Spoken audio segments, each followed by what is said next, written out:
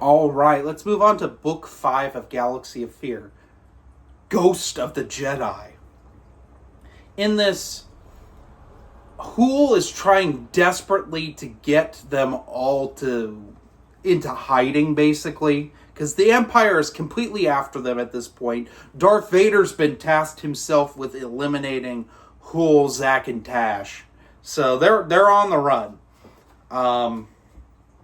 They end up going to Jabba's palace in this to seek some help, which Jabba is more than willing to give them. And then they end up going to Nespis 8. Now, you might be wondering what Nespis 8 is. It is a space station that was made back in the Old Republic to house different scientists from different worlds. So even if there's like a interplanetary conflict, science and like research can continue on in peace. Like it's basically like a UN consult. It's an interesting idea. It's a Tom Veitch idea specifically, because this is the same station that the New Republic's hiding from the reborn Empire in Dark Empire 2 and Empire's End.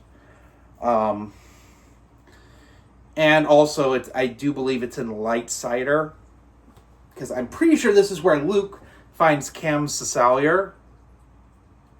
But I can't remember.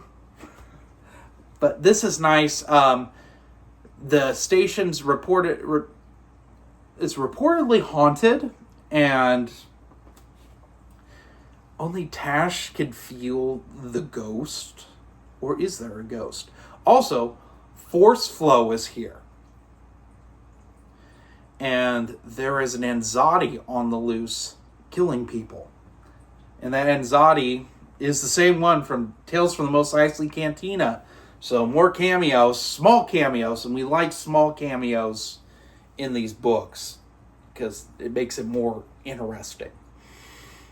But Ghost of the Jedi, I think, is probably, it's the best thus far of the Galaxy of Fear books. A lot of things are confirmed in this book that have been alluded to for the previous 4 books. Like Tash and her Force sensitivity.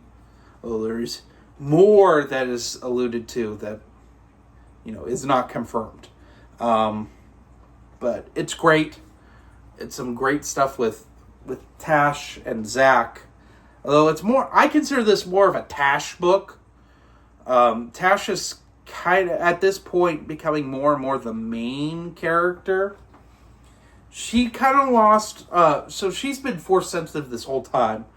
But in the Nightmare Machine, part of her storyline is that she loses faith in her intuition, her Force intuition. And doesn't think she'll ever become a Jedi. And this is sort of her, like, rekindling the Force, what she has of the Force. Like I said, she's not a Jedi. And John Winman does not make it out to be that she's becoming a Jedi. Like, at all. Also, Force Flow is an interesting character. There's a little bit with Force Flow that I will not spoil. Who is Force Flow? Well, we find out in this. And it's really good. The twists in this are really good. I could kind of see some of it coming, because, there's got to be a twist. But honestly, I didn't... this one, it really dials back, like, the Goosebumps horror stuff, and it's more of a Star Wars book. Yeah, it has a couple boo scary moments, but, like, after the Nightmare Machine, which was constant boo scary moments, which that book was good despite that, it's nice that John Whitman's like, okay, let's dial it back. We'll have a ghost of a Jedi on here, and an Anzadi running around, but there's not a whole lot of, ooh, boo, scary, and I appreciate that. Also, we're definitely coming to, like, a story arc climax, and I look forward to reading the next book and getting some conclusions. Because originally, Galaxy Fear was only supposed to be 6 books. So it'll be nice to see how this story arc ends and how they move forward with like book 7 and onward. I must say, I'm pretty impressed with this series. I'm going to give this one a solid 5 out of 5. This is one of the best YA Star Wars books of this time. And it's well worth your time to check out. So anyway, have a nice day.